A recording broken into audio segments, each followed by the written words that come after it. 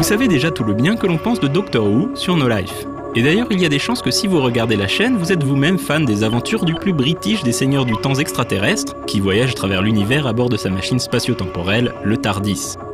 Avec presque 50 ans d'existence, la série mythique a bien sûr donné lieu à quelques jeux vidéo.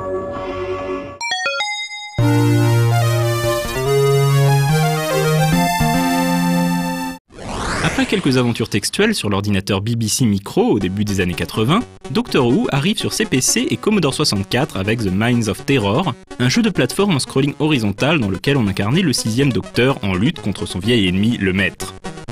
Rien de bien folichon ni de bien mémorable, mais pour l'anecdote, l'ambition du jeu provoqua la faillite de son développeur Micropower.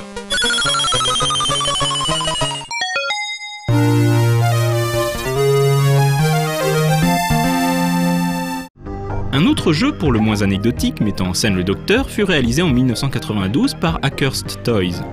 Il ne s'agit pas d'un jeu sous licence officielle de la BBC et ne connut d'ailleurs pas d'exploitation commerciale. Cette version de Doctor Who était en fait un promoware, une sorte de jeu démo conçu pour faire connaître l'équipe de développement. Le Docteur est lâché dans un tableau rempli de monstres et doit s'échapper dans son TARDIS après avoir récupéré la clé de Rassilon. Pour cela, le Docteur doit calculer ses déplacements de manière à ce que les ennemis s'entretuent, laissant derrière eux divers bonus.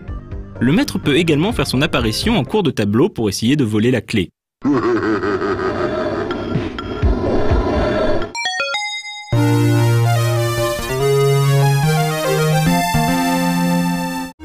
Les choses sérieuses commencent en 1992 avec la sortie de Dalek Attack, un jeu d'action en scrolling horizontal mettant le joueur aux prises avec un autre ennemi récurrent du Seigneur du Temps, les Daleks, menés par le perfide Davros. Jugeant l'humanité trop dangereuse pour leur plan de domination galactique, les poivrières psychopathes de l'espace ont décidé d'envahir la Terre pour exterminer la race humaine. Le joueur peut choisir d'incarner le second, quatrième ou septième Docteur, et un deuxième joueur peut rejoindre la partie dans la peau de Ace, compagne du septième Docteur, ou d'un soldat de l'UNIT, l'United Nations Intelligence Task Force. Si l'ambiance du jeu est très réussie et que les graphismes sont assez soignés, bien que souffrant du syndrome grisâtre typique d'une certaine période du jeu sur Amiga, Dalek Attack n'est malheureusement pas un très bon jeu. La faute à une difficulté trop élevée et à une maniabilité poussive.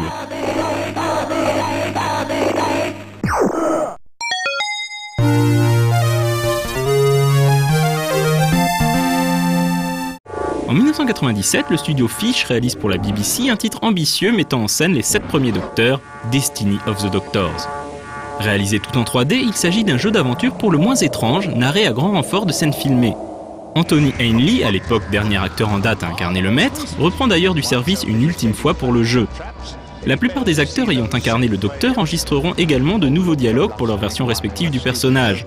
Pour les acteurs ayant incarné les 3 premiers Docteurs, décédés au moment de la production du jeu, la BBC aura recours à des imitateurs ou des extraits sonores issus de la série télé.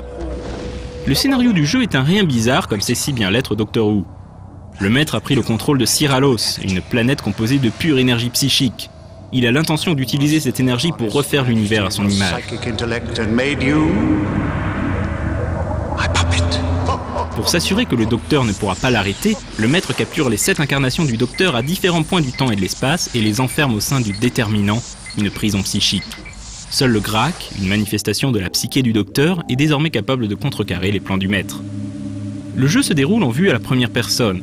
Explorant principalement les coursifs du TARDIS, le Grak doit résoudre diverses énigmes afin de libérer une à une les incarnations du Docteur. Évidemment, le Maître va lui mettre des bâtons dans les roues, en peuplant les couloirs de monstres emblématiques de la série, comme les Daleks, les Siluriens ou les Cybermen. La difficulté du jeu provient surtout du fait que le joueur court contre la montre. Son énergie psychique baisse de seconde en seconde, et lorsqu'elle atteint 0, il meurt. Le joueur doit donc comprendre les actions à entreprendre et apprendre à les réaliser dans le temps imparti, un peu à la façon de Zelda Majora's Mask. Bien qu'étant un produit officiel, il est difficile de situer ce jeu dans la chronologie du Docteur. Les fans considèrent en général qu'il se déroule juste avant le téléfilm de 1996 qui voyait l'apparition du 8e Docteur. Il faut dire que la fin de l'un s'enchaîne assez naturellement avec le début de l'autre.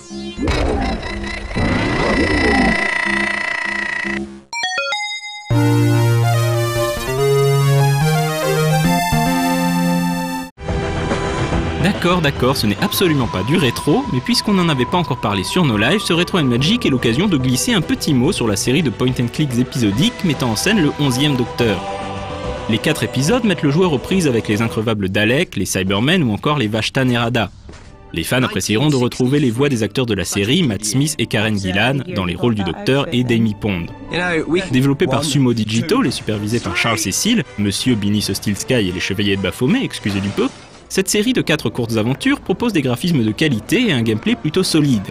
On regrettera juste des phases d'infiltration pas très palpitantes et l'absence de réels puzzles, toutes les énigmes presque étant résolues en utilisant le Sonic Screwdriver. Oui, c'est un peu le cas dans la série aussi, mais quand même. Ces épisodes ont connu suffisamment de succès tant public que critique pour que la BBC commande une nouvelle série d'aventures aux développeurs, attendue pour le courant de l'année 2011. We have to be ready for them.